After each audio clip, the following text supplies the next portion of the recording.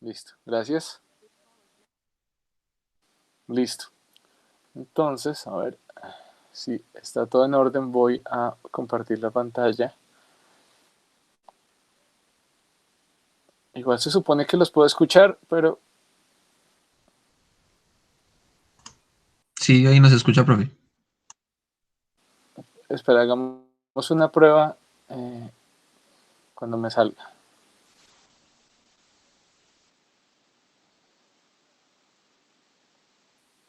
Díganme si están viendo mi pantalla.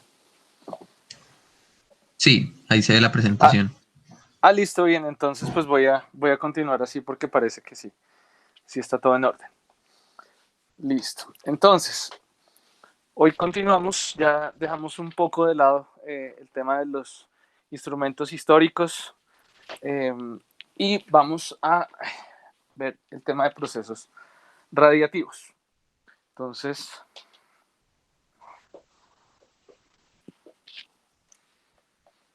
hoy vamos a ver si alcanzamos a ver dos temas. Uno es cómo medimos la radiación y otro que está muy relacionado con cómo medimos la radiación es qué tipo de procesos de emisión encontramos en el continuo. Aunque pues vamos a dejar unas clases específicas para los procesos, para el origen físico de los procesos que podemos rastrear en radioastronomía. Pero empezamos con la manera de medir la radiación. Entonces, bueno, y perdón si algunas de estas cosas pues van a ser familiares para ustedes, pero pues es importante que quede el registro de esto que estamos diciendo. No, mejor. Si no sobra hacer el repaso, porque no me está funcionando esto. No está funcionando el esferito.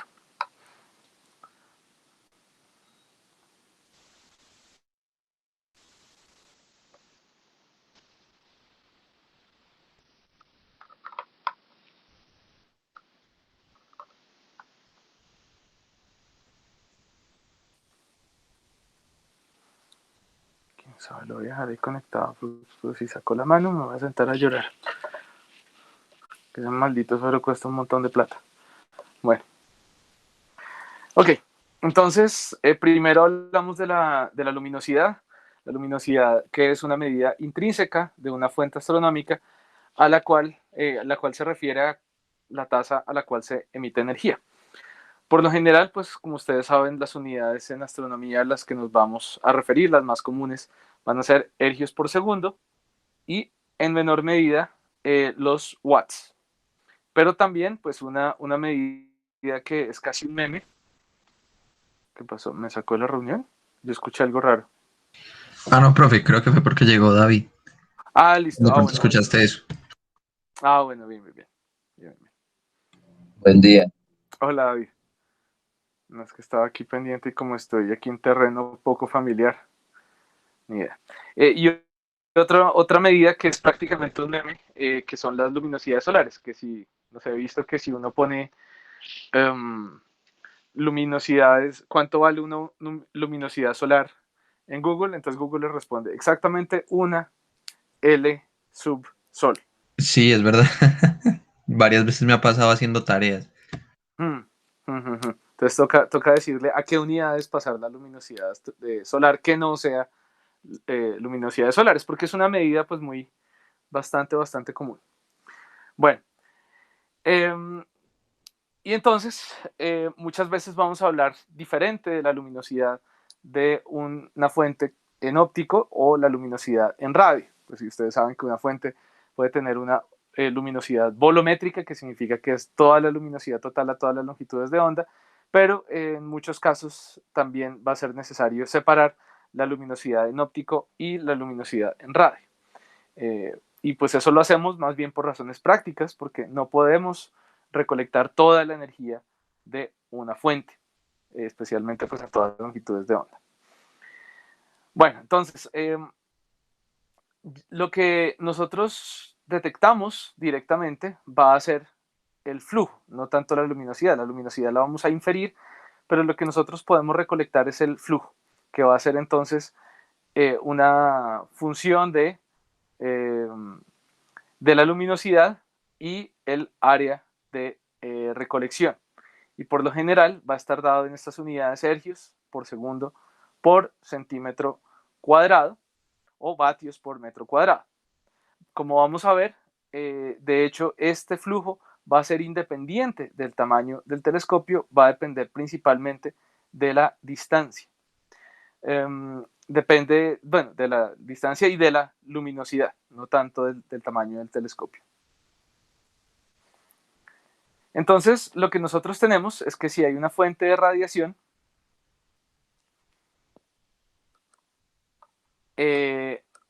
isotrópica, y nosotros consideramos un telescopio ubicado a cierta distancia d, nos vamos a imaginar un cascarón esférico alrededor de la fuente de radiación, a través de la cual pues estaría pasando toda la energía que produce esa fuente. Es decir, si capturáramos toda la energía que pasa por ese cascarón esférico, encontraríamos la luminosidad. Pero pues no podemos capturar toda la energía que pasa por todo el cascarón esférico, sino solo por un área pequeña que va a ser el área del telescopio. ¿Listo? Entonces la potencia que yo voy a encontrar no va a ser exactamente la luminosidad, sino va a ser la luminosidad modulada por la distancia a la cual me encuentro, porque esencialmente el tamaño, eh, sí, o sea, el tamaño del cascarón o del pedazo del cascarón en el que estamos recolectando energía, pues va a depender principalmente de, de la, sí, la cantidad de energía va a depender de la distancia que nos separa de la fuente de radiación. Entonces, por esa razón, la potencia queda descrita de esta forma. Puede ser que esta esfera haya decidido dejar de funcionar. Profe, Me perdón. afecta bastante que todos los... Dime. Ya está. Lo que pasa es que pues no, mi novia trabaja también con un iPad, con un esferito así, pues con un lapicerito de Apple. De pronto está conectado en la barrita de arriba a la derecha, sales y está como vinculado que a veces Es se que aquí, desconecta, no sé. es que aquí debería, es que este es de los viejitos, entonces en principio no se conecta, o sea, no debería estar conectado así. Pero debería aparecer ahorita aquí donde, en este widget de acá, donde está la carga Del iPad. del Ujú. iPad, Debería salir debería la del Apple Pencil. salir la del esferito. De pronto, si usted lo conecta directamente al iPad, pues como Lo el estoy puerto. conectando directamente al Ah, ok. iPad en este preciso momento, porque lo estoy cargando ahí mismo. Pues yo no creo que el problema sea que esté descargado. ¿Cuál será el problema? ¿Será por lo que no lo Qué raro. probé antes de transmitir? Perdón, me salgo un momentico y vuelvo a entrar a ver si eso hace que funcione, porque necesito rayar, y si no, pues ahí Profe, de miraremos. Dale, pronto profe. reiniciando el Bluetooth. Ok, buen punto. Pero me voy a salir un momento, ¿vale? Que no se vayan, no se vayan. Aquí estamos, profe. Hágale. Gracias. Y disculpen el inconveniente.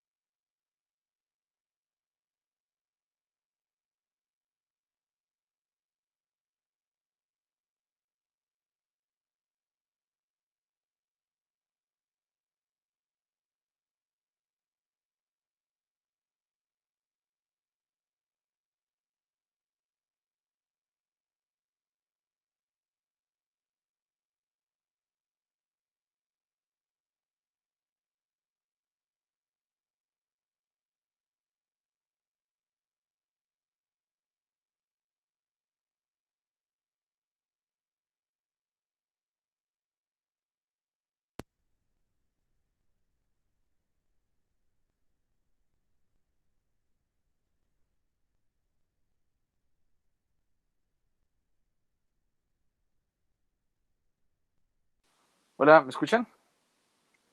Sí, profe. Sí.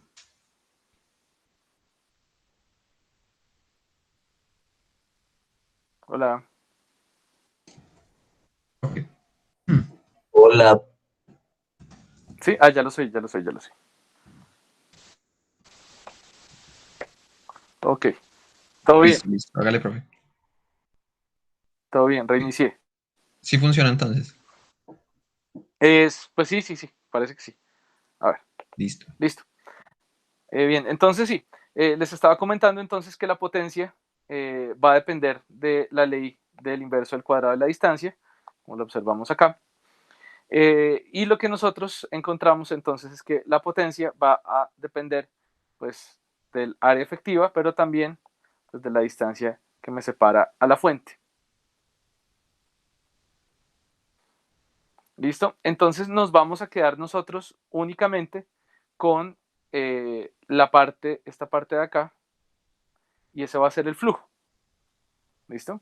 Entonces el flujo va a medir la tasa a la cual la energía cruza un área eh, digamos, una sección eficaz de área a cierta distancia de la fuente. Entonces el flujo va a quedar definido como luminosidad sobre 4pi d al cuadrado, que es como ese pedacito de área.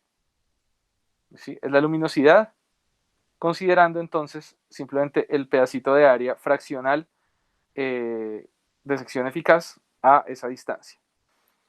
Ahora, nosotros no podemos, lo repito, lo reitero, no podemos medir toda la radiación emitida en todas las frecuencias. ¿Sí? Entonces, por eso no vamos a hablar del flujo absoluto, ni del flujo total, ni del flujo volumétrico, que sería el término correcto, sino vamos a hablar del flujo en solo ciertos intervalos, o aún más específico, vamos a hablar de lo que se llama la densidad de flujo.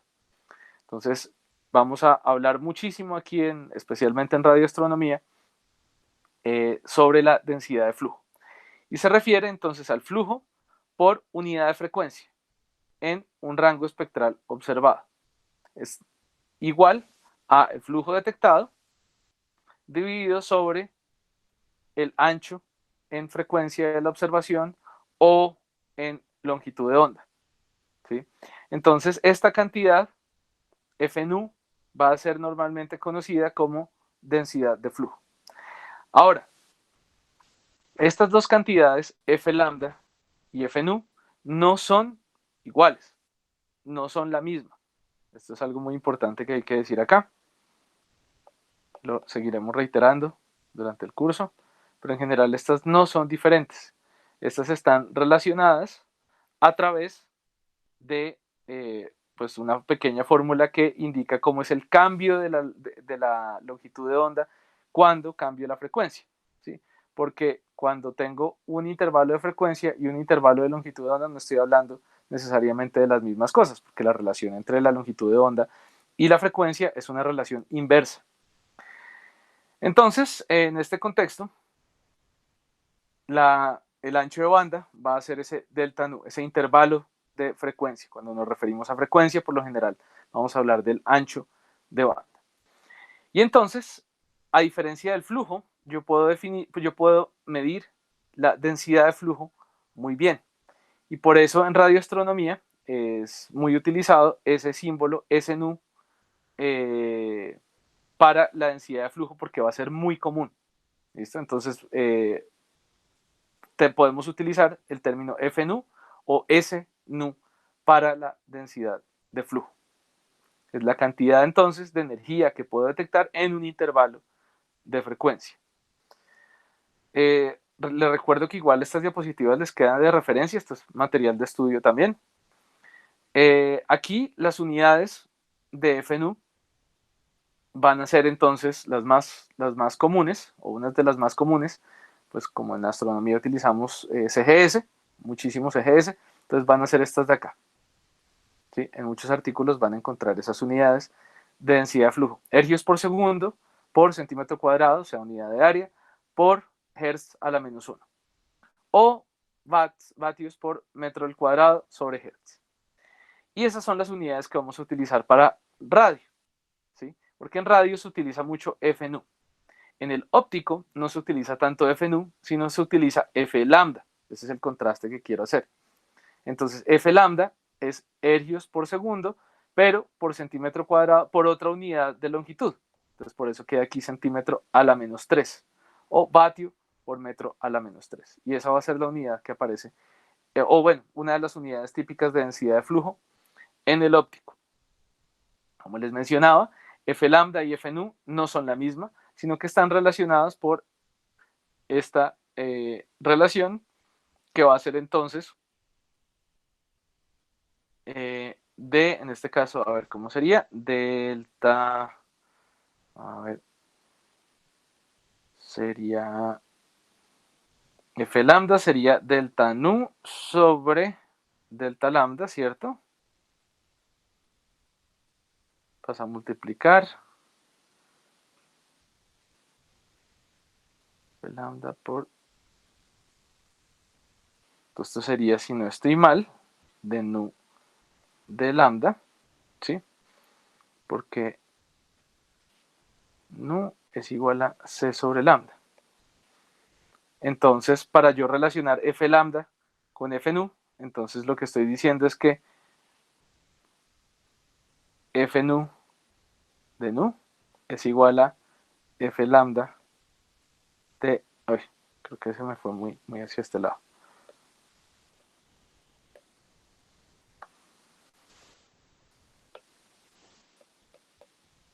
F lambda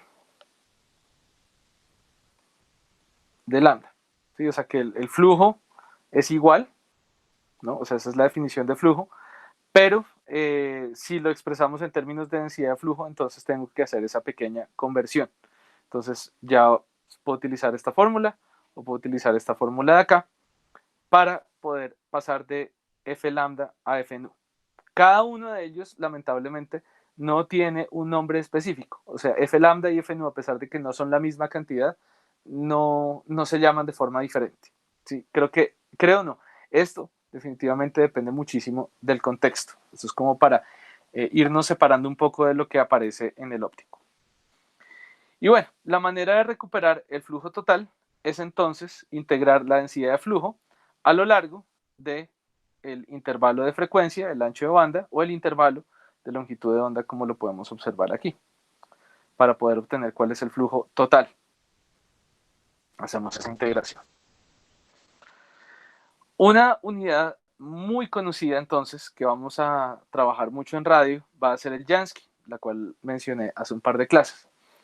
En el óptico, nosotros para hablar del brillo que nos llega de una fuente, pues tendemos a utilizar el sistema de magnitud.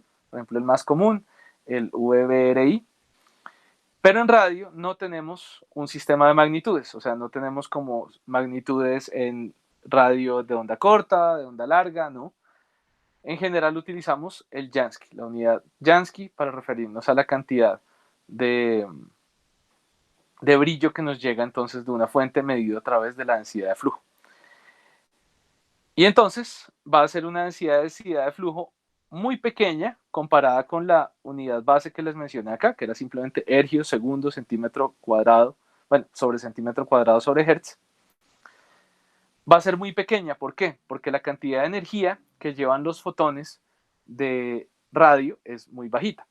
Recuerdo una discusión bien curiosa que vi, y era la siguiente, era cuando en rayos X se está observando una fuente, por ejemplo, llegan los datos de observación de Chandra o algún satélite, algún telescopio espacial que vea rayos X, por lo general se cuentan apenas los fotones individuales. ¿Sí? Un fotón llega, dos fotones llegan, y entonces se habla mucho de cuentas en esos casos. O sea, una imagen está construida a partir de varias cuentas que van llegando en diferentes instantes de tiempo, pero son fotones individuales. Como son fotones individuales, es, digamos, erróneo, y son poquitos, es erróneo tratar de medir o tratar de estimar la incertidumbre a través de una distribución gaussiana, porque esencialmente la distribución gaussiana emerge cuando nosotros tomamos muchos números, muchos datos, pero en este caso son tan poquitos que por lo general se utilizan otras distribuciones. Si no estoy mal, por ejemplo, la la distribución, ¿cómo es que se llama? La lorentziana, si no estoy mal. Pero entonces a una persona que estaba preguntando cómo tomar los errores en una imagen reconstruida con ondas de radio, preguntaba eso y una persona que trabajaba en rayos X le decía, no, ustedes lo que tienen que hacer es, como considera las cuentas de fotones, usted debe utilizar una distribución, pues no una normal, sino una más específica. Y entonces le respondía a todo el mundo, no, gente experta en radio, le decía, no, eso no es así, porque es que nosotros no tenemos fotones individuales, nosotros tenemos millones y millones y millones de fotones, pero tienen muy poquita energía. O sea, nosotros nunca encontramos un solo fotón de radio. O sea, los fotones llegan por montones. ¿Por qué? Pues porque son generados en procesos con energías en general muy bajitas. ¿Correcto? Entonces, por esa razón, pues esta unidad les puede parecer pequeña, pero de hecho un Jansky, pues refleja una cantidad grande de fotones cuando hablamos en ondas de radio. Entonces es simplemente como una comparación que podemos hacer ahí. Entonces podemos utilizar tranquilamente estadística normal, o sea, gaussiana, sin ningún problema, gracias a que nos llegan suficientes fotones en cualquier observación que hagamos en radioastronomía. De hecho, en algunos casos se utiliza también ¿cómo se llaman? Estas unidades Jansky en astronomía en el infrarrojo, especialmente infrarrojo que se hace con telescopios espaciales. Va a ser bastante común encontrar estas unidades, precisamente pues porque son cantidades pequeñas de energía. Pero recuerden, cantidades pequeñas de energía no necesariamente significan poquitos fotones, no. Muchos fotones, solo que llevan muy poquita energía cada fotón individual. Profe, una duda ahí con eso. Ayer estaba pues como revisando unas cosas en el libro de Condon y digamos viendo como los rangos de trabajo, digamos en las radiofrecuencias y eso. Yo me pregunté, ¿de pronto hay como algún límite inferior que puedan tener, digamos, los procesos radiativos en radio? Digamos, como, bueno, es el proceso menos energético que puede emitir una onda electromagnética en el universo, pues, o algo así. O en teoría no hay como un límite para la mínima energía que puede tener una onda de radio. No, realmente no hay un límite teórico duro. El principal límite que tenemos es que a muy bajas frecuencias las ondas se absorben muy fácilmente, se absorben muy inmediatamente. Entonces hay un montón de procesos astrofísicos que están ocurriendo a muy bajas frecuencias, estamos hablando de kilohertz y debajo de kilohertz, que nosotros no estamos pudiendo observar. O sea, esa es una ventana del universo que hasta ahora nosotros no hemos estudiado muy bien para nada. Eso es algo inevitable, y es principalmente porque esas ondas se absorben muy fácilmente, y especialmente en nuestra atmósfera, pues o en general en el universo, hay muchísimos electrones libres, y esos electrones libres absorben demasiado eficientemente esas frecuencias bajas. Pero sí, efectivamente, ahí hay una gran incógnita en muchos sentidos. Ah, ok, listo. Bueno, también vamos a hablar en algunos casos de intensidad. Ya vamos a ver en qué casos vamos a hablar de la intensidad.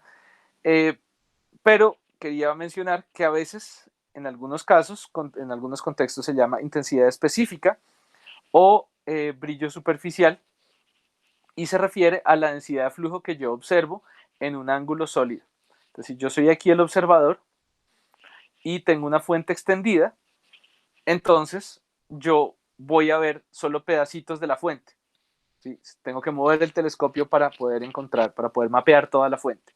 Entonces, en esos casos, de una fuente solo me va a llegar, pues, cada vez que yo apunte el telescopio hacia ella, una partecita de lo que la fuente está emitiendo. ¿sí? Simplemente porque la fuente está extendida. Esto ocurre, o esto es una unidad que se utiliza principalmente cuando yo puedo resolver la fuente.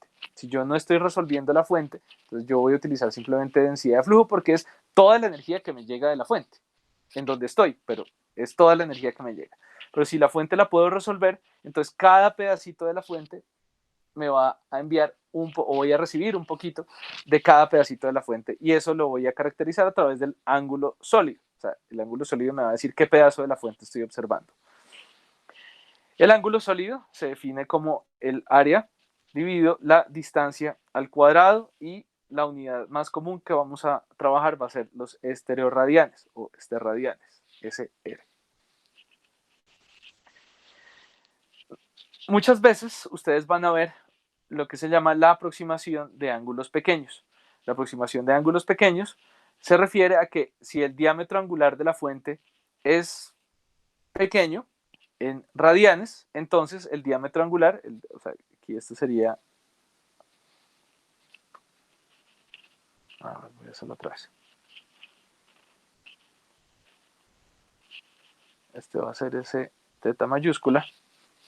Qué chistoso. Este teta mayúscula, el diámetro angular de la fuente, se va a poder aproximar a, pues, 2 veces el radio sobre la distancia, ¿sí? Donde el radio entonces sería este pedacito de acá. ¿Listo? El radio, el tamaño físico de la fuente. Pero entonces, el ángulo sólido medido así, entonces será área, ¿no? Como lo dijimos aquí, sobre distancia al cuadrado. El área es pi por r al cuadrado, aproximadamente. Si es un pedazo pequeño, pues va a ser aproximadamente un círculo.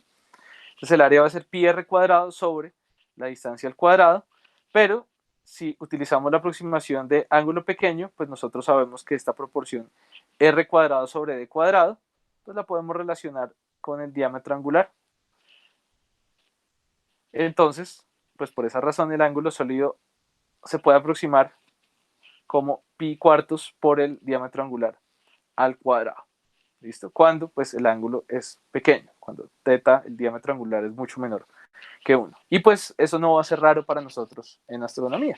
Por lo general las fuentes están tan lejos que aún si las resolvemos, aún si vemos que son fuentes bastante extendidas, realmente ocupan apenas una pequeña parte del cielo. Entonces, por lo general, esta aproximación vamos a poderla aplicar en astronomía. Las unidades de la intensidad. Entonces, dependiendo si la estamos definiendo, si definimos la densidad de flujo por frecuencia unitaria o por longitud de onda unitaria, entonces se denomina o INU o I lambda. Entonces, INU, las unidades de INU va a ser las mismas unidades de F nu, solo que dividido sobre estereoradianes. En CGS, en Sistema Internacional, en MKS, o las unidades más cómodas de radioastronomía, que sería cuántos Janskis están entrando en un estereoradián. ¿Sí? O sea, si yo abro un cono con un ángulo sólido, con omega, que sea un estereoradián, ¿cuántos Janskis estoy recibiendo? Eso es lo que quiere decir esta unidad, ¿no? Entonces, como les digo, esto se refiere a cuando yo puedo resolver la fuente. Y pues para I lambda, entonces va a ser las mismas unidades anteriores, solo que sobre estereoradián, sobre estereoradián. Ay, aquí me quedó repetido y no me había dado cuenta. Aquí debería decir vatio metro cúbico. Voy a tachar acá.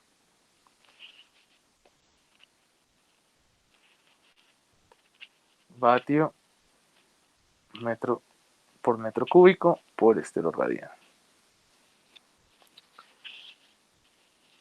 Y entonces la relación que yo voy a establecer entre la intensidad y el flujo no es directa, sino que es el primer momento a lo largo de, el primer momento sobre, no a lo largo, sobre el ángulo que hace la superficie con la emisión del objeto. Ahora, normalmente en astronomía, especialmente en radioastronomía que observamos objetos muy lejanos, entonces pues ese ángulo es muy pequeño, es decir, no hay una desalineación entre mi línea de visión y la dirección en la cual está emitiendo el objeto. Entonces por esa razón pues se puede casi que obviar ese coseno de ese ángulo. Entonces esa relación teórica entre la intensidad del flujo es esta, pero pues el coseno se puede obviar. ¿Sí? Es simplemente integrar la intensidad sobre todo el ángulo sólido que ocupa la fuente y de esa manera yo recupero pues todo el flujo o la densidad de flujo, perdón, que me está llegando. Voy a poner por acá, ¿tengo un dibujito? No, sí, mejor lo hago acá. Entonces, si abro un cono aquí,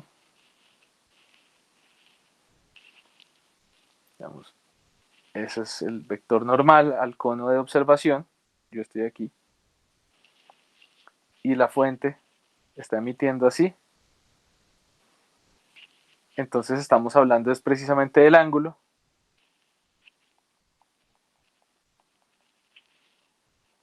entre la fuente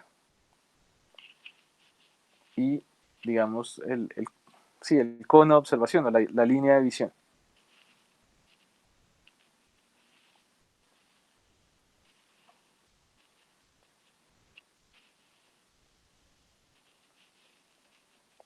De visión.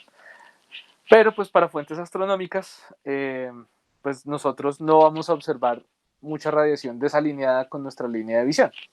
O sea, si la radiación nos llega, es porque fue emitida en nuestra línea de visión. Entonces, por esa razón, ese coseno aproximadamente es 1, y entonces se toma esta aproximación. ¿Ok? Por lo general, INU me va a dar más información sobre la fuente que FNU, pero pues lo que estamos haciendo es, como les dije, es mapear toda una fuente. ¿Sí? Entonces, de esta manera, INU me ayuda a reconstruir cómo la radiación varía con la posición de la fuente, pero, o sea, la posición de mi línea de visión sobre la fuente.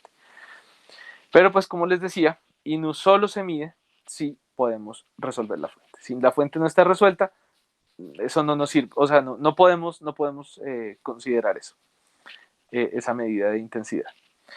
Si la fuente no se resuelve, como le había dicho, la medida es simplemente FNU. O sea, nos está llegando todo lo que emite ese objeto. O sea, si en nuestro cono de visión cabe toda la fuente, pues entonces solo vemos FNU.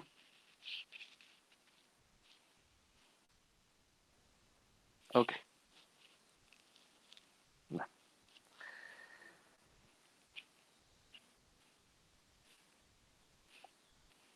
Nosotros hablamos muchas veces de estas cantidades para medir la radiación que nos llega, pero pues obviamente esto se puede relacionar con los campos electromagnéticos de la onda que estamos detectando. Entonces, de hecho, la relación que hay entre la intensidad y los campos electromagnéticos se da a través del vector de Poynting. ¿Por qué? Porque pues, los campos electromagnéticos, por lo general nos referimos a ellos en unidades de campo eléctrico y magnético, pero cuando hablamos de recibir radiación estamos hablando de potencia, de energía por unidad de tiempo.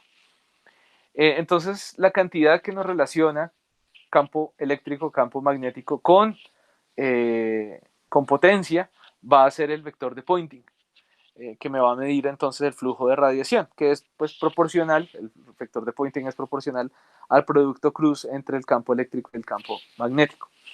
Pero en esencia, pues en una onda electromagnética podemos simplificar para que quede escrito simplemente, por ejemplo, en términos del campo eléctrico. Entonces el vector de Poynting, S, en unidades del sistema internacional o en el sistema CGS, se ve de esta manera, y E0 entonces va a ser la amplitud de las ondas del campo eléctrico que está en la onda. Ahora, los detectores de radiotelescopios lo que hacen es producir una señal que es proporcional a ese campo eléctrico al cuadrado, ¿sí? Porque lo que estamos recibiendo es una cantidad de energía y eso es lo que mide pues, el vector de Poynting. Entonces, realmente nosotros podemos decir que lo que estamos recibiendo es proporcional a la potencia que lleva la radiación. ¿Ok?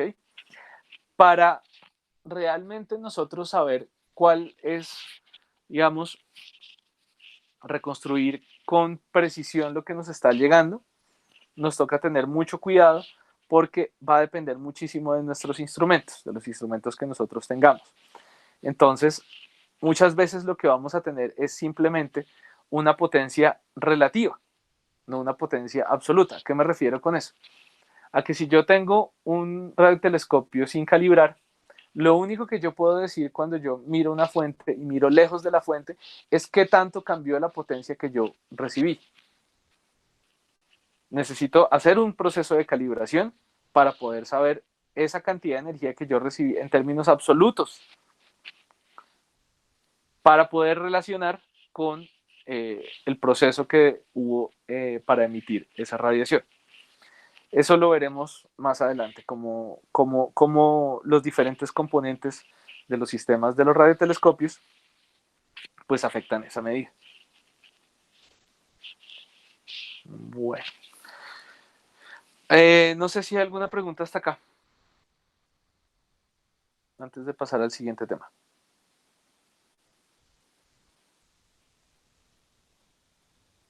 O un comentario.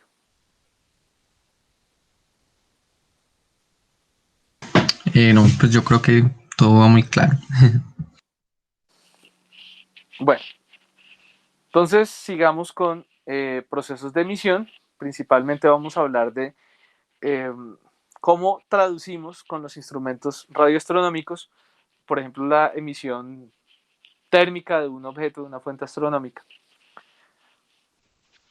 Pero pues voy a hablar unas generalidades de los procesos de emisión que pueden generar un continuo. Entonces, la manera más, desde más primeros principios que a mí se me ocurre para entender cómo un proceso que genera radiación a muchas frecuencias, que genera muchos fotones a muchas frecuencias, digamos, para ir a la fuente, pues yo pienso que lo mejor es ver la radiación que emite una carga acelerada. Cuando tengo una carga que comienza a acelerar, entonces lo que va a ocurrir es que las líneas de campo eléctrico van a doblarse para mantener la continuidad, y entonces al doblarse para mantener la continuidad, cuando una carga se acelera, por ejemplo, de un sitio a otro, va de A a B, entonces van a presentar obviamente una componente tangencial. Esas líneas de campo eléctrico van a tener una componente tangencial acá, que antes no tenía. Entonces, esa componente tangencial que va a variar con el tiempo va a ser la base de la onda electromagnética que se va a comenzar a propagar. Porque entonces ese campo eléctrico, esa componente tangencial del campo eléctrico que dibujé aquí con las flechitas rojas, va a propagarse hacia afuera, o sea que va a cambiar con el tiempo, y si cambia con el tiempo, entonces induce un campo magnético, y el campo magnético induce un campo eléctrico, y entonces de esa manera generamos un pulso de luz, un pulso electromagnético hacia afuera, simplemente con acelerar una carga. Entonces, esa componente tangencial la vamos a asociar con la radiación que produce y que se propaga hacia afuera con la velocidad de la luz. Es posible, entonces, calcular el vector de Poynting de esa componente tangencial que aparece dependiendo de la aceleración de la carga. Entonces, lo que se hace es integrar el vector de Poynting sobre toda la esfera, y con eso se obtiene la fórmula del Larmor. A esa fórmula volveremos más adelante con más detalle cuando hablemos de las antenas, pero por ahora la vamos a dejar así nomás.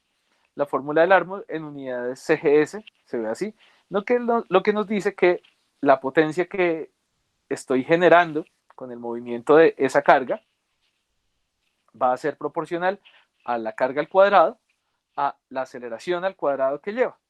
¿Sí? Va a depender principalmente de esas dos cantidades. Y pues esa potencia en principio no contiene información sobre la longitud de onda o sobre la frecuencia. ¿Cómo hago para saber el espectro? Pues el espectro de hecho va a depender de la dependencia temporal. ¿Por qué? Porque pues esto es simplemente la potencia total.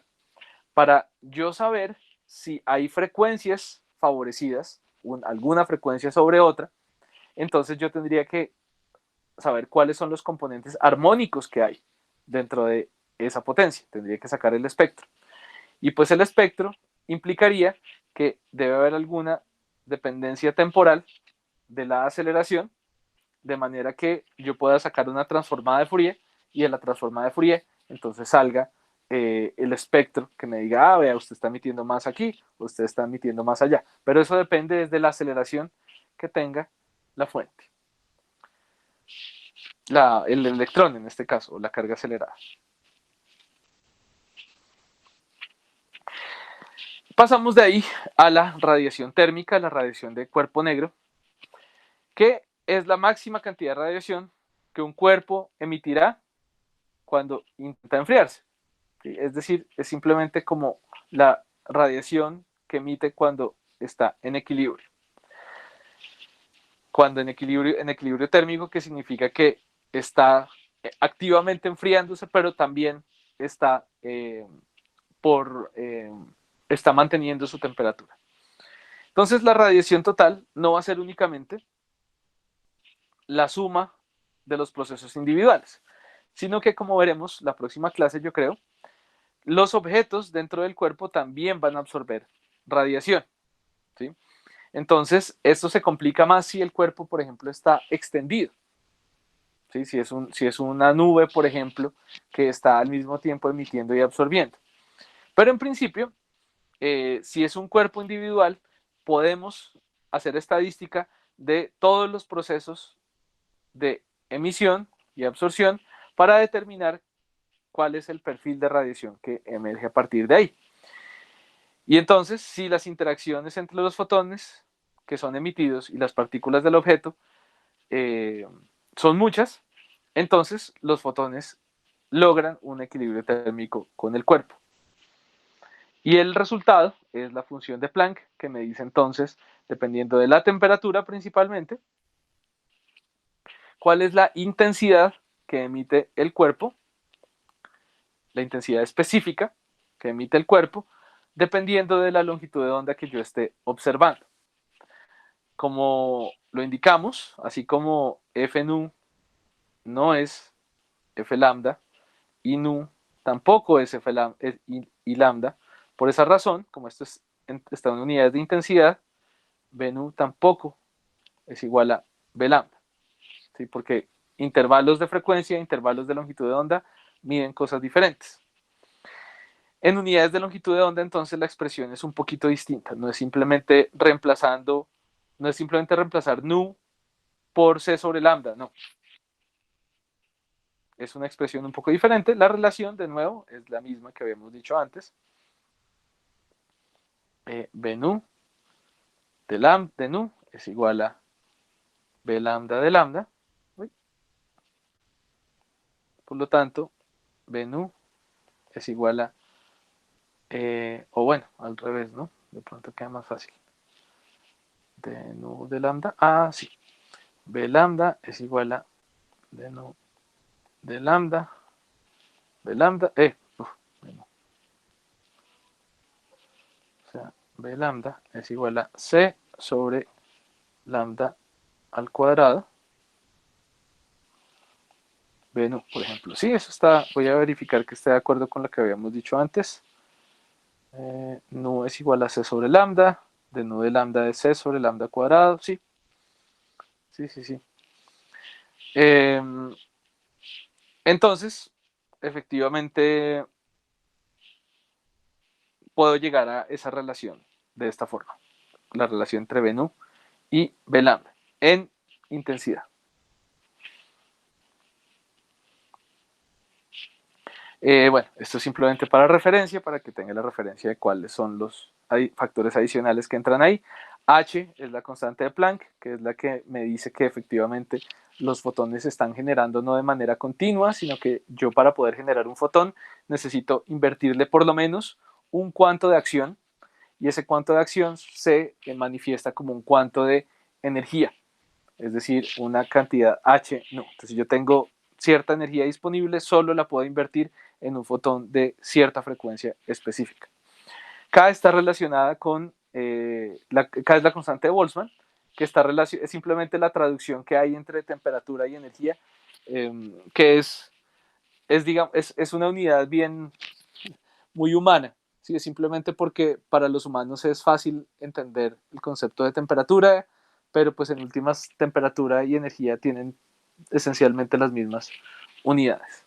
Y bueno, está la velocidad de la luz y los otros factores que fue lo que dije que son los que dan la principal dependencia de la emisión de cuerpo negro. Dependiendo de la temperatura del objeto, entonces vamos a tener un perfil de emisión diferente. Por ejemplo, aquí estamos viendo Bennu en el eje Y, frecuencia en el eje X, y estamos viendo cómo cuerpos de diferentes temperaturas tienen el pico de emisión en diferentes frecuencias. Entonces, por ejemplo, un cuerpo que está a 1.000.000 de Kelvin emite principalmente a rayos X. No significa que emita poquito a otras longitudes de onda, no, significa que es donde más emite. Entonces ahí vamos a tener objetos, por ejemplo, los discos de acreción en binarias de rayos X tienen temperaturas así de altas y entonces las vamos a ver en rayos X. Si bajamos de temperatura a estrellas, entonces vamos a tener el pico de emisión por acá a alrededor de los 10.000 Kelvin. Vamos a tener estrellas, pues a estas temperaturas vamos a ir más por el lado del ultravioleta, con su pico en el ultravioleta o en el azul. Pero si ya vemos objetos más fríos, 10 a la 2K, o sea de 100 Kelvin, entonces su pico de emisión va a estar principalmente en el infrarrojo. Pero como lo mencionaba la vez pasada, si yo miro casi cualquier objeto en el universo con una temperatura razonablemente alta, o sea, por encima de unos, no sé, 20K, la emisión que nosotros recibamos de térmica de ellos va a estar en el régimen de Rayleigh-Jeans. Por acá, en esta dirección. Es decir, vamos a encontrar líneas rectas, no vamos a encontrar picos, vamos a encontrar solo líneas rectas con mucho brillo cuando nos acercamos a frecuencias altas. Y entre menos es la frecuencia, menos brillo vamos a encontrar. Pero por lo general vamos a encontrar líneas rectas. Esta diapositiva tiene lo mismo que acabo de decir, solo que en términos de longitudes de onda. Ya no por debajo entonces de 10 a la 12 Hz, sino más bien por encima de qué, sí, de 1 milímetro o algo así, o menos de 1 milímetro, de 0.1 milímetros, vamos a tener algo así. Régimen de Rayleigh-Jeans, o sea, solo líneas rectas, no vamos a ver picos. Por lo menos en emisión térmica en radio, y esa es la clave, térmica, porque vamos a tener emisión no térmica, donde sí vamos a poder ver picos. Pero si estamos viendo algo térmico, no vamos a esperar ver ningún pico en ondas de radio. Bueno, un par de definiciones no, sino un par de datos para complementar. Bueno, pero esperen, ya son las 6:57. Demos un pequeño receso, ¿vale?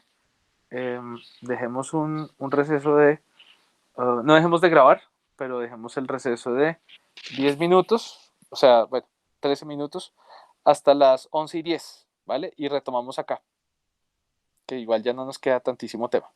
¿Les parece? Listo, listo, hágale, profe. Listo, 10:10, 11:10 nos vemos.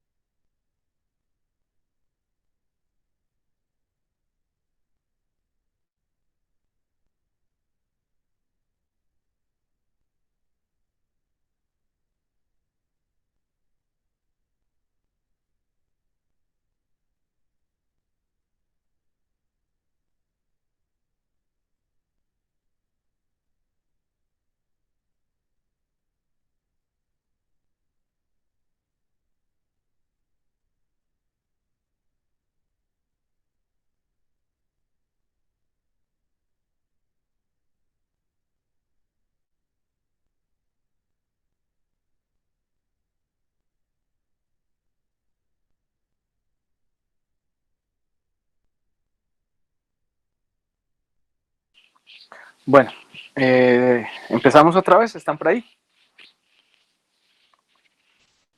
Hola, profe, listo, hágale. Sí, profe. Listo, bien. Entonces, continuamos con un par de fórmulas adicionales que nos sirven. Una es para si nosotros tenemos una buena idea de cuál es la temperatura de un objeto con base, por ejemplo, en algunos puntos reconstruidos de esta curva, pues principalmente porque esencialmente nosotros nos damos cuenta que la intensidad solo depende principalmente de la temperatura. O sea, el perfil de intensidad versus frecuencia depende solo de la temperatura. Entonces, si nosotros podemos medir muy bien la intensidad, nosotros podemos con algunos puntos nomás, si creemos que el objeto está emitiendo térmicamente, podemos reconstruir la temperatura y a partir de la temperatura podemos conocer ahora sí todo el flujo emitido, digamos el flujo volumétrico, a través de la ley de Stefan-Boltzmann. Que me relaciona la temperatura con el flujo de manera unívoca por medio de la constante de Stefan-Boltzmann, que está acá. Y adicionalmente, hay una manera de estimar cuál es el flujo promedio de fotones que tengo en algún instante de tiempo dado, ¿no? Que está dado por esta fórmula, que es el promedio digamos, sí, el promedio de intensidad en algún intervalo de frecuencia. Si lo hago en todo el intervalo de frecuencia, entonces voy a darme cuenta que el promedio de energía de fotones depende de esta relación, 2.7 kT. Entonces, también si conozco la temperatura, puedo saber cuál es la energía promedio de los fotones. Y pues la verdad, en este caso, dada la manera como se hace la integración, pues ustedes se pueden dar cuenta que esa cantidad es independiente de B nu o B lambda. ¿Por qué? Porque son integrados sobre todo el intervalo de frecuencia. Al integrar sobre todo el intervalo de frecuencia de longitud de onda, recuperamos el mismo flujo, ¿no? Bueno. Adicionalmente, si nosotros podemos encontrar la temperatura, podemos encontrar el pico de emisión gracias a la ley de desplazamiento de Wien. Para B nu la podemos encontrar con esta fórmula. Para B lambda el pico es ligeramente diferente. Y pues yo puedo verificar de hecho que si tomo el pico del flujo para B nu y la longitud de onda, el pico de nu para B nu y el pico de lambda para B lambda, no voy a reconstruir pues la relación que normalmente estoy acostumbrado a ver entre nu, lambda y c, porque no miden lo mismo. Entonces, si usamos una temperatura cualquiera, nos vamos a dar cuenta que la multiplicación entre estas dos cantidades, pues no va a afectar nada, o sea, esto es independiente de la temperatura, y va a salir un número que está muy lejos de la velocidad de la luz, ¿sí? De nuevo, porque cada uno de estos B's representa un flujo dividido cierto intervalo. Si es nu, es un intervalo de nu. Si es lambda, es un intervalo de lambda. Y entonces estoy midiendo qué tantos fotones están llegando en cierto intervalo de frecuencia o en cierto intervalo de longitud de onda. Pero si estoy considerando frecuencia, pues recuerden que la energía es proporcional a la frecuencia, mientras que es inversamente proporcional a la longitud de onda. Entonces, como existe esa diferencia, entonces, cuando yo miro un intervalo de B nu y yo digo, bueno, ¿cuál es el que más B nu emite? ¿Cuál es la frecuencia que más B nu emite? Entonces, esa va a ser diferente, esos fotones van a ser diferentes a los fotones a los que se emite más B lambda, ¿sí? Porque es por intervalos que están midiendo cosas diferentes.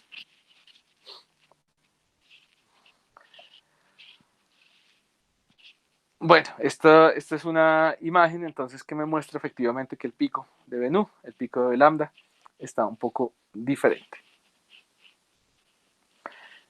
Y bueno, recordar que un intervalo de longitud de onda, por lo general, entonces, en este contexto, pues aquí es longitud de onda, no, aquí debería decir frecuencia, no me había dado cuenta.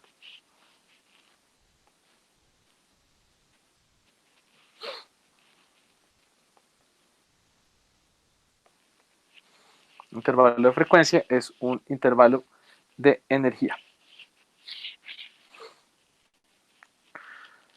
Bueno, y ahora sí a lo que más nos compete para el tema de radioastronomía, y es, como lo mencioné, la aproximación de Rayleigh-Jeans. La aproximación de Rayleigh-Jeans que va a aplicar por lo general para radioastronomía, radioobservaciones de fuentes térmicas. Vamos a poder aplicar la aproximación cuando, entonces, HNU es mucho menor que KT, o sea, la energía de los fotones es mucho menor que la temperatura del cuerpo que estoy observando, o la energía térmica del cuerpo que estoy observando. Entonces, en ese caso, este pedacito, 1 sobre E a la H nu sobre KT menos 1, se aproxima a KT sobre H nu. Y entonces, al yo observar cómo se comporta ahora B nu, lejos del pico de emisión, pues entonces puedo simplemente reemplazar ese 1 sobre E a la H nu sobre KT menos 1 por KT sobre H nu, que es lo que tenemos acá. Cancelo uno de estos nu,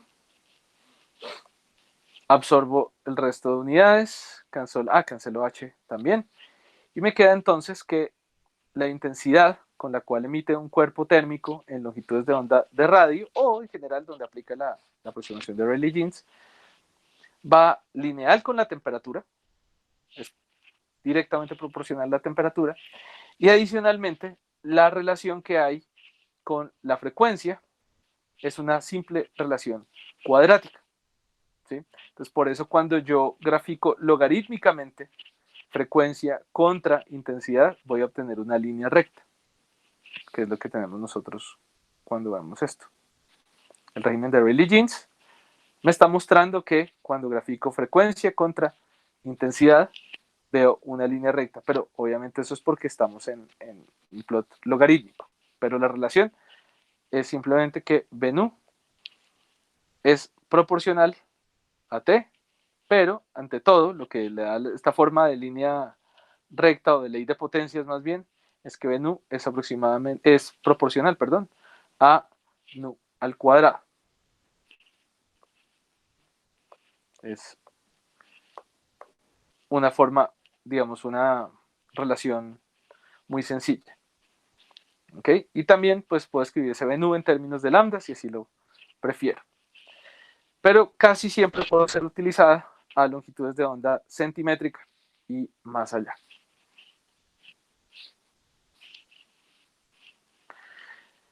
Por esa razón, esta es una de las definiciones más importantes que vamos a mencionar acá. Vamos a hablar de una temperatura de brillo que va a estar relacionada, o una temperatura de brillo. Eso quiere decir que vamos a relacionar el concepto de brillo, la intensidad, con temperatura. Y la clave está en la aproximación de Rayleigh-Jeans, la que me dice que B nu es proporcional a la temperatura. Entonces, eso quiere decir prácticamente que cuando hablamos de B nu es como si habláramos de temperatura.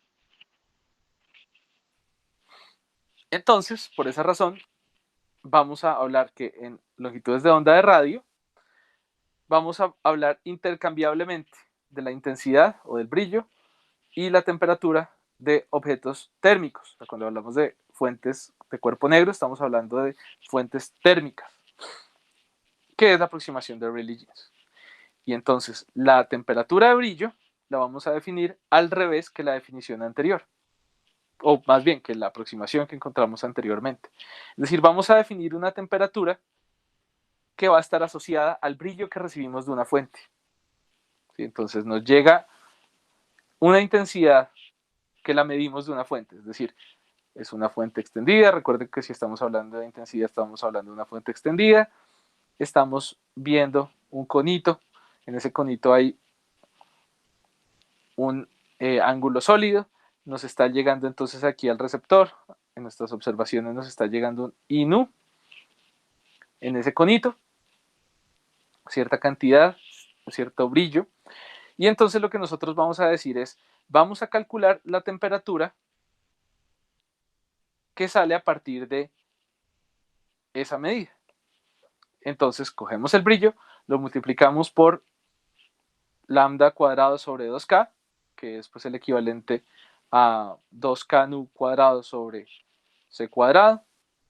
Simplemente una forma más sencilla de escribirlo. Recuerden que de todas maneras todavía no estamos hablando de b lambda, estamos hablando de b nu únicamente.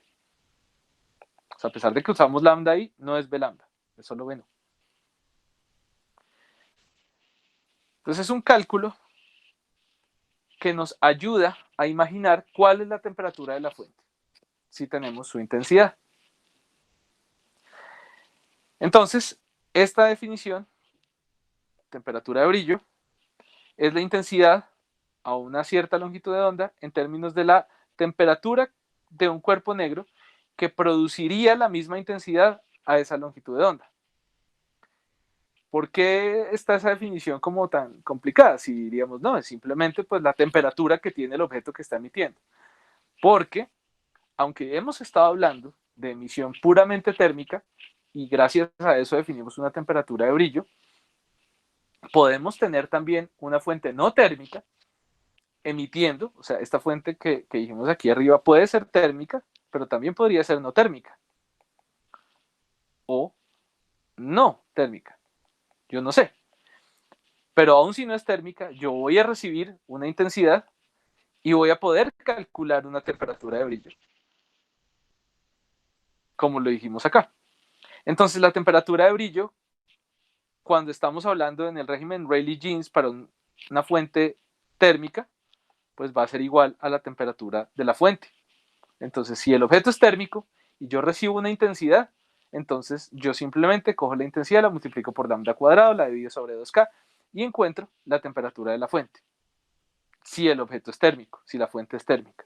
Si la fuente no es térmica, entonces lo que me dice es qué objeto podría emitir o qué temperatura tendría que emitir un objeto emitiendo esa misma forma de radiación a esa longitud de onda. O sea, como si fuera térmico. Entonces, por eso ustedes van a ver unas temperaturas en ondas de radio. Cuando se habla de ondas de radio, vamos a hablar de temperaturas de brillo de millones de Kelvin. Y uno diría, no, eso no tiene sentido. ¿Cómo va a tener millones de Kelvin o 10 a la 15 Kelvin el objeto? No, temperatura de brillo, cuando no estamos hablando de una fuente térmica, no es una temperatura real. Es simplemente una indicación de proporcionalidad con el brillo. Simplemente una relación con el brillo. Pero bueno, esta definición, obviamente, esto que acabamos de decir, que si el objeto es térmico, la temperatura de brillo corresponde a la temperatura de la fuente, pues lógicamente deja de funcionar cuando la longitud de onda es milimétrica y submilimétrica, especialmente submilimétrica, comienza a fracasar. En gran parte, porque pues, el régimen de Rayleigh-Jeans deja de funcionar, pero también porque muchos objetos astronómicos interesantes que existen en el régimen milimétrico y submilimétrico tienen temperaturas muy pequeñas, muy cercanas a los 20 Kelvin o por ahí. Y cuando estamos hablando de temperaturas tan cercanas a 20 Kelvin, entonces el pico de la emisión térmica o cuerpo negro está cerca a los milimétricos y submilimétricos. ¿Sí? Entonces es también un problema técnico, que el tipo de fuentes en los que voy a estar, el tipo de fuentes en los que muchas veces voy a estar interesado en estudiar en este régimen milimétrico submilimétrico, objetos térmicos que voy a observar a esas frecuencias, a esas longitudes de onda, van a estar a temperaturas tan bajas que el pico de emisión está peligrosamente cerca. Entonces esta definición de temperatura de brillo se rompe y pues me tocaría a mí más bien hacer una reconstrucción de la forma del perfil, así como la forma completa, como esta por ejemplo, para poder deducir realmente cuál es la temperatura de emisión del objeto, que no necesariamente va a coincidir con la temperatura de brillo, simplemente porque la temperatura de brillo aplica o sea, esta coincidencia que estamos diciendo acá, aplica únicamente en el régimen de Rayleigh-Jeans.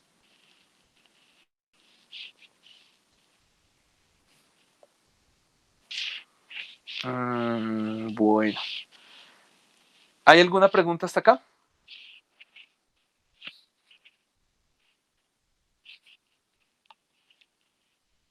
observación. Vamos a ver si había más material por acá. No.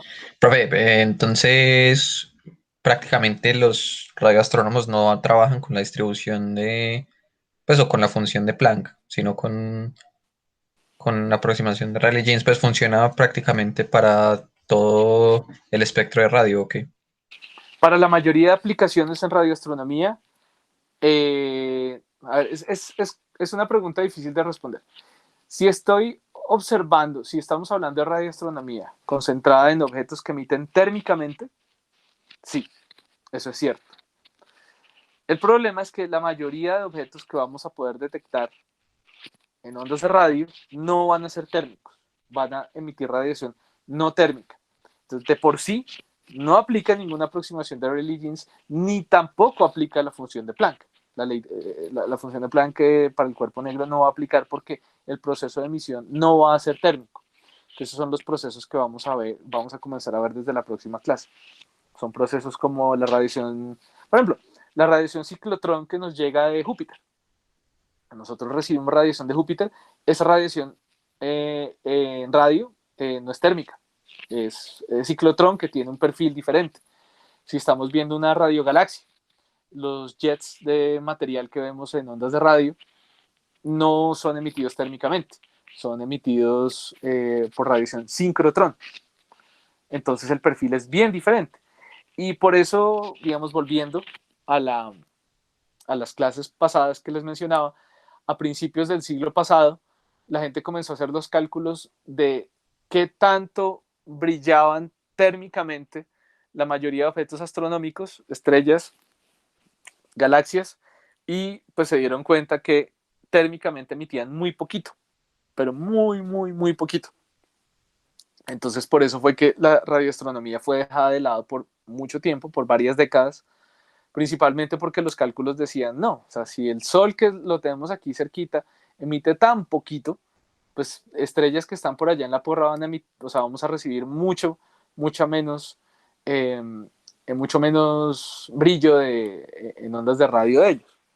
Entonces, el gran descubrimiento de Reber fue decir, es que sí estamos llenos por todos lados de fuentes astronómicas, de radiofuentes astronómicas, pero no están emitiendo térmicamente, están emitiendo no térmicamente, y por eso por eso las estamos pudiendo detectar. Si no hubiera procesos no térmicos en el universo, entonces no existiría la radioastronomía prácticamente. La radioastronomía solo se restringiría al estudio del sol calmo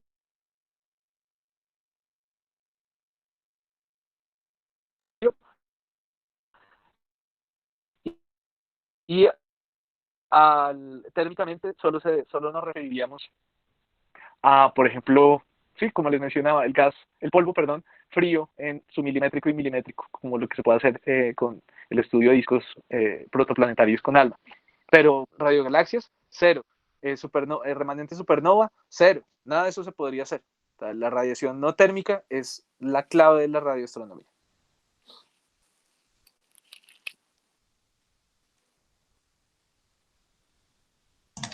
Ah, listo, profe. ¿Alguna otra observación o pregunta? Yo no tengo ninguna pregunta de hoy, profe. Bueno, realmente aquí en las diapositivas no tengo más material, creo que ya de por sí cubrimos bastante. Lo siguiente es transferencia radiativa, entonces yo creo que también es mejor como dejar descansar el cerebro antes de tomar ese tema, porque si no se nos mezclan todos estos términos. Hay que tener mucho cuidado con eso. A mí, personalmente, les digo que fue de lo más duro de los cursos de radioastronomía que tomé en el posgrado, acostumbrarme a la terminología, acostumbrarme a la diferencia entre luminosidad, flujo, densidad de flujo por cuando nos referimos a densidad de flujo en unidades de longitud de onda, en unidades de frecuencia. Es importante dejar suficiente espacio en el cerebro para que no se nos confundan esas definiciones. Porque a mí personalmente, cuando lo vi por primera vez, me dio duro, en parte porque pensé, eso es como casi todo lo mismo. Pero hay que tomarse el tiempo para leer bien las definiciones y ver qué información estoy pudiendo extraer de cada una de estas cantidades que hemos definido hoy. Bueno, entonces, como no es más, yo creo que podemos dejar así por hoy.